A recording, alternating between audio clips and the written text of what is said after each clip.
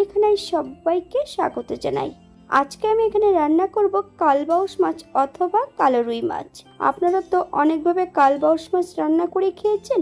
একবার আমার মতন করে সহজ পদ্ধতিতে আপনিও শিখে নিতে পারবেন ছোট ছোট টিপস সহ। তবে এত তেল মশলা কম দিয়ে কিভাবে আমি এখানে কালো রুই মাছ রান্না করলাম, চলুন সেটা একবার দেখে নেওয়া যাক ভিডিওর মাধ্যমে। এটা খেতে কিন্তু খুবই সুস্বাদু হয়েছিল। আশা করছি আজকের ভিডিওটি ভালো লাগবে। সকল বন্ধুদের কাছে অনুরোধ করছি সম্পূর্ণ ভিডিওটি দেখার।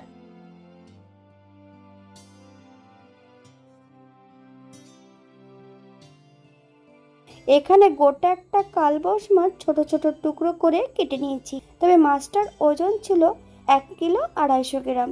বেশ মাছগুলোকে পরিষ্কার করে ধুয়ে নেব।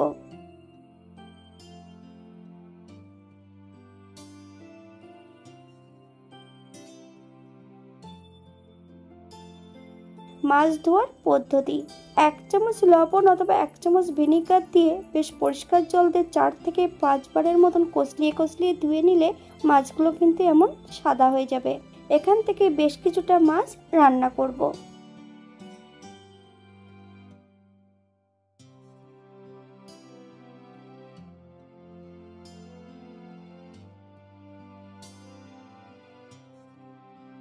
এই পর্যায়ে মাছের গায়ে আমি লবণ হলুদ লাগিয়ে নেব। 1 চামচ লবণ আর 1 চামচ হলুদের গুঁড়ো। এখানে বেশ কিছুটা সবজি আমি আগের থেকে কেটে রেখেছি। সম্পূর্ণ সবজিগুলো মাছের মধ্যে অ্যাড করে দেব।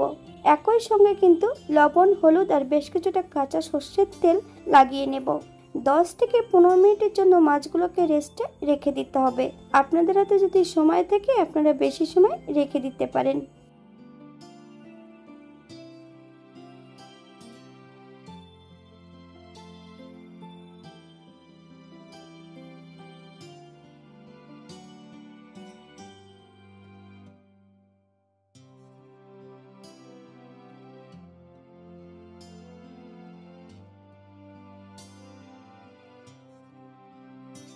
আমি বেশ কিছুটা মশলা বেটে নেব।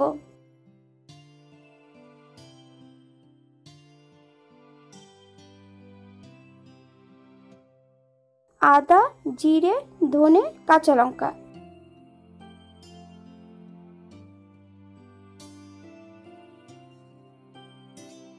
হাফ চামচ লবণ, দারচিনি, এলাচ, লং। বেশ কিছুটা জল দিয়ে একটা মিহি পেস্ট তৈরি করে নেব।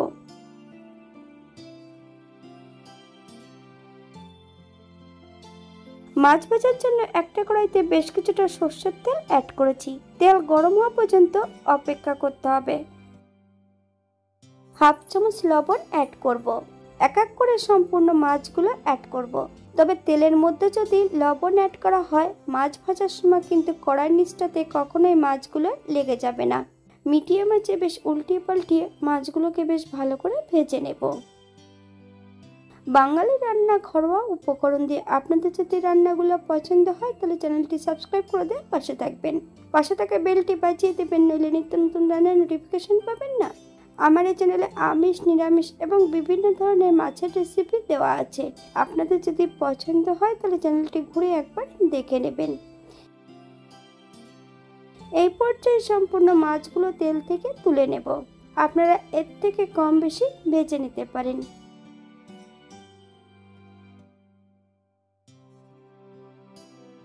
একই তেলে সম্পূর্ণ সবজিগুলো ভেজে নিতে হবে। সবজিগুলো ভাজা হতে থাক।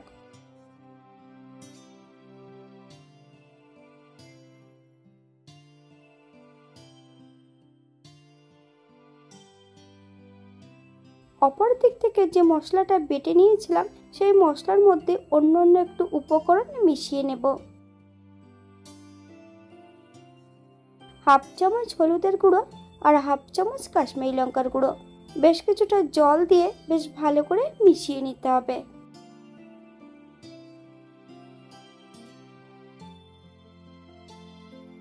আপনারা একবার স্ক্রিন থেকে ফলো করবেন।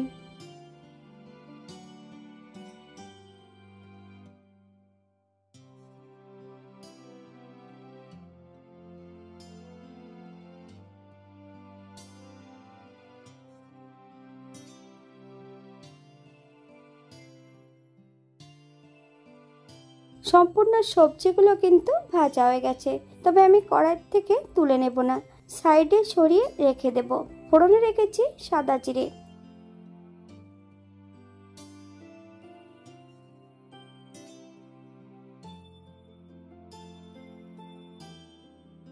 ফোড়ন থেকে সুগন্ধ বেরোলে মিডিয়াম সাইজের একটা পেঁয়াজের অর্ধেকটা পেঁয়াজ বেশ সরু সরু করে কেটে নিয়েছি, সম্পূর্ণ পেঁয়াজের টুকরোগুলো অ্যাড করব। 3 থেকে 4 মিনিটের মতন মিডিয়াম আঁচে বেশ ভালো করে ভেজে নিতে হবে। তবে পেঁয়াজ থেকে যতক্ষণ কাঁচা গন্ধ ছাড়বে ততক্ষণ বেশ ভালো করে ভেজে নিতে হবে।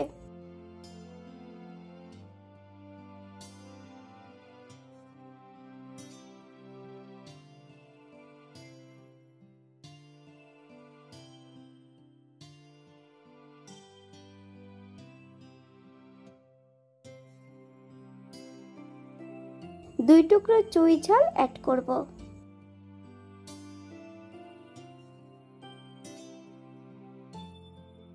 কয়েকটা কাঁচা লঙ্কা ফালি দিয়ে অ্যাড করেছি, আপনারা যদি পছন্দ করেন তাহলে পরিমাণে বাড়িয়ে দিতে পারেন।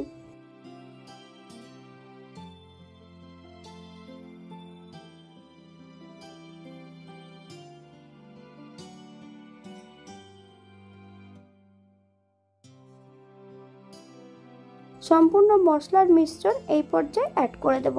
গ্যাসের ফ্লেমটা মিডিয়ামে রেখে বেশ মশলাটা ভালো করে কষিয়ে নিতে হবে, অথবা মশলা থেকে যতক্ষণ তেল না ছাড়ছে ততক্ষণ বেশ ভালো করে মশলাটা কষিয়ে নিতে হবে। এখানে আমি গ্রেভির জন্য 2 কাপ জল অ্যাড করেছি, আপনাদের যতটা গ্রেভির প্রয়োজন আপনারা ততটা জল অ্যাড করতে পারেন। হাই ফ্লেমে বেশ কিছু সময় রান্না করে নেব। গ্রেভির মধ্যে আমি এক এক করে সম্পূর্ণ মাছগুলো অ্যাড করব। গ্যাসের ফ্লেমটা মিডিয়ামে রেখে 5 থেকে 7 মিনিটের মতন ঢাকা দিয়ে রেখে দেব, যাতে সবজিগুলো সেদ্ধ হয়ে যায়।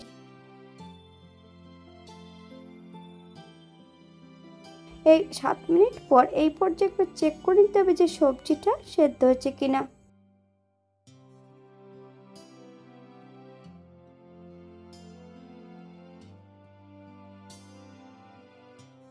গ্যাসের ফ্লেমটা অফ করে দিয়ে 5 মিনিটের জন্য স্ট্যান্ডিং টাইম দেব, তারপর সার্ভ করব।